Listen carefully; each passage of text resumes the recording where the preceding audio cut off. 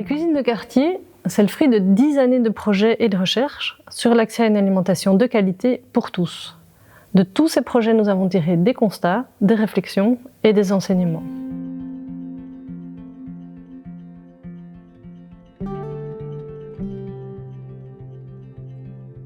Premier enseignement, la grande majorité des gens connaissent les recommandations nutritionnelles et souhaitent mieux manger. Tout le monde sait que c'est mieux de manger une pomme qu'un paquet de chips, et pourtant on mange plutôt plus de paquets de chips que de pommes.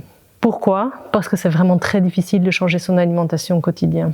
La façon dont on se nourrit est directement influencée par ce qu'on appelle les déterminants sociaux.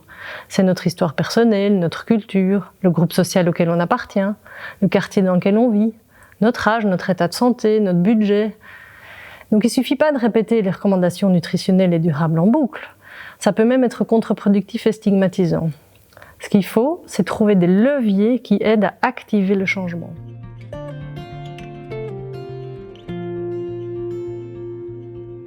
Deuxième enseignement, il est utopique de vouloir imposer la même assiette idéale à tous.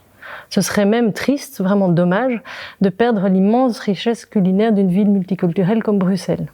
Chacune doit pouvoir tenir compte de ses envies, de sa situation et de ses besoins. Ce qu'il faut, c'est regarder le point de départ et le chemin parcouru par chaque mangeur. Une assiette végétarienne bio peut être un ovni pour quelqu'un qui mange principalement des plats industriels. Alors que des plats de maison avec quelques légumes locaux, sans additifs et contenant nettement moins de sel et de graisse, seraient déjà un grand pas en avant.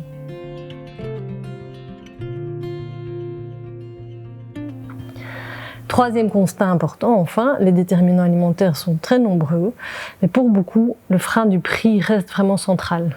Et là, on a tourné la question dans tous les sens. La seule solution pour manger qualitativement avec un petit budget, c'est de fuir les produits industriels déjà transformés et de cuisiner maison à base de produits bruts. Mais là aussi, ça coince, et la recherche participative nous a permis de bien identifier les principaux freins. D'abord, le temps consacré à la préparation des repas a drastiquement diminué. De plus d'1h30 par jour il y a un siècle à peine une demi-heure aujourd'hui. Si pour certains c'est un choix pour avoir plus de loisirs, avoir le temps d'aller à la salle de sport, etc., pour beaucoup d'autres c'est surtout la conséquence de charges familiales et de rythmes de travail très lourds. Deuxièmement, il y a une forte perte de transmission des savoir-faire. Aujourd'hui, de nombreuses personnes ne savent pas préparer un repas savoureux, équilibré et bon marché. On trouve des tas de produits dans les rayons de supermarché, mais en fait, on est très nombreux à ne pas savoir les cuisiner, à ne pas connaître les légumes locaux, ni la grande diversité des céréales et des légumineuses, qui sont pourtant la clé pour préparer un repas équilibré à très bon prix. Et puis enfin, dans les grandes villes, la question de l'isolement et de la précarité des logements pose aussi vraiment problème. C'est pas du tout facile de se motiver à cuisiner un bon petit plat quand on est seul ou quand on a juste un petit coin cuisine avec une petite taque électrique.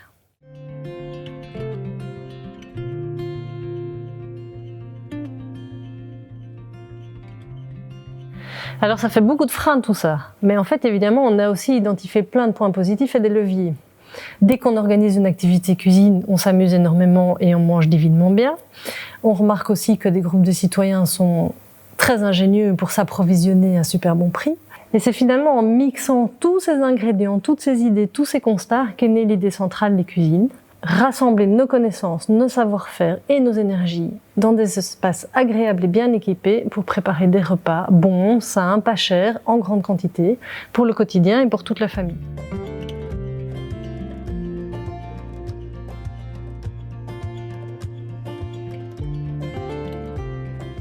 Avec cette innovation collective, on lève la majorité des freins évoqués. On va plus loin que les ateliers cuisine classiques puisqu'on touche plus de repas et l'ensemble du ménage de chaque participant ou participante. On s'est rendu compte aussi que cette innovation comblait un vide. Il existe beaucoup d'initiatives citoyennes en matière de production et de distribution alimentaire, des potagers collectifs, des groupements d'achat, des magasins coopératifs, de la récupération d'invendus, mais presque rien sur la cuisine et la préparation des repas. Or, tout ce qui précède nécessite de la transformation en aval.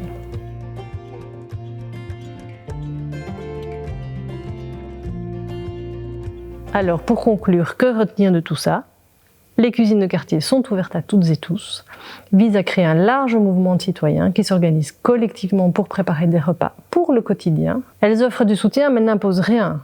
Ce n'est pas une approche de cours de cuisine. Chaque petit groupe de cuisiniers est libre de choisir le lieu, son rythme de rencontre, mais surtout ses recettes et ses filières d'approvisionnement.